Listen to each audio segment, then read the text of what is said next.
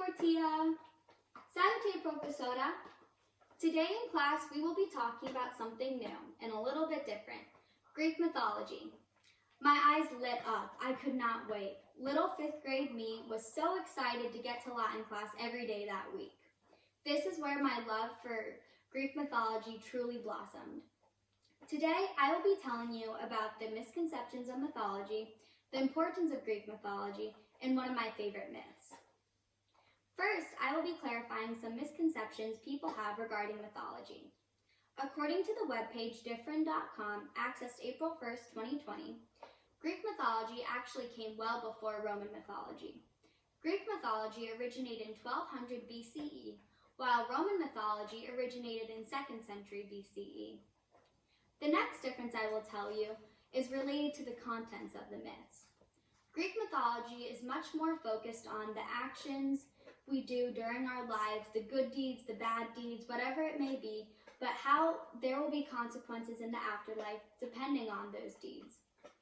In Roman mythology, there is less of a focus on the consequences in the afterlife and much more of a focus on the good deeds, the bad deeds, like I said, whatever it may be in this life right now. The next difference I will tell you about are about the gods themselves and their portrayals in both types of mythology. Greek mythology was really the type of mythology that really developed these characteristics of the gods and goddesses. The strong-willed and short-fused Hera and the all-powerful Zeus, all of these stereotypical characteristics of these gods and goddesses all developed through the Greek myths. Roman mythology had much less of a focus on the gods themselves and much more of a focus on the stories and all of that, much more on the stories rather than the gods and goddesses. And the last difference I will tell you about is in relation to the names of the gods and goddesses and the differences of those depending on it's Roman mythology or Greek mythology. According to the webpage intro to Greek mythology1.com, access April 1st, 2020, the names are very different. The Greek goddess Artemis is known as Diana in Roman mythology. The Greek god Hades is known as Pluto in the Roman myths, and the Greek god Poseidon is known as Neptune to the Romans.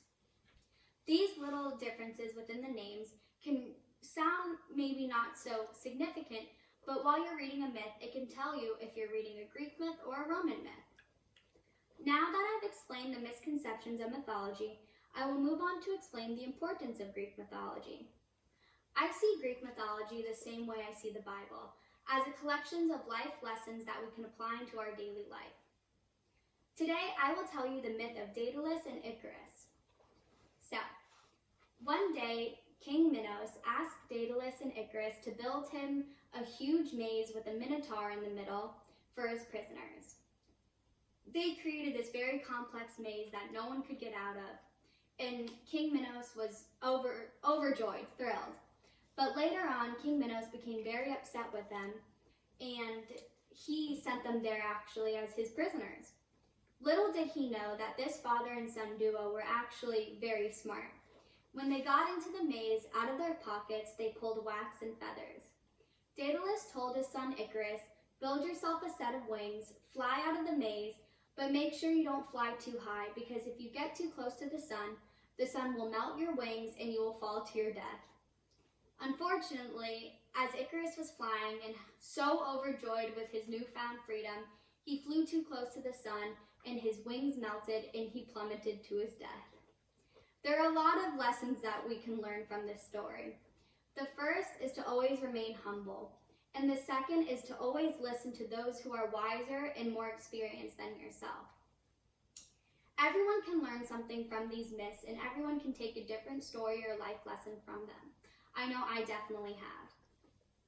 Now that I've explained to you the importance of Greek mythology, I will now tell you an abridged version of my favorite Greek myth. According to Delaris's book of Greek mythology, the story of Orion goes as follows. I accessed this story on April 1st, 2020. But first, I will tell you why I love this myth so much. I chose to tell you about this myth because it combines my love for Greek mythology, obviously, and also my love for the goddess Artemis and my love for the constellations. Like I said, the myth goes as following. Orion, one day on the island of Crete, Orion was hunting through the forest. He came across the goddess Artemis. Artemis was known from all of the land as the goddess who would never get married, who was very independent and the queen of the woods. But little did she know that when she came across Orion, that she would fall deeply in love.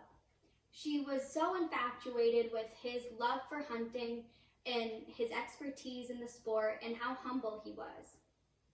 She never thought she'd find a mate until then. They became the best of companions and would go through the woods together. Unfortunately, her twin Apollo became very jealous, and he, one day, when Orion was hunting alone, sent a scorpion to kill him. The scorpion stung his heel and he died.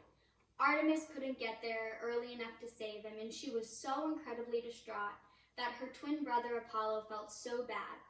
As a gift, he painted the stars with Orion's image, and that's how we came to find the constellation of Orion. This was just one of the many myths I read in Latin class, and just one of the stories that sparked my passion for Greek mythology. From the vivid descriptions of the gods to the tales of adventure, I just knew I had to learn more. After telling you about the misconceptions of mythology, the importance of Greek mythology, and sharing you one of my favorite myths, I hope you too can find yourself excited and infatuated with the heroic myths of Greek mythology. Here is my audience and my dog. Thank you.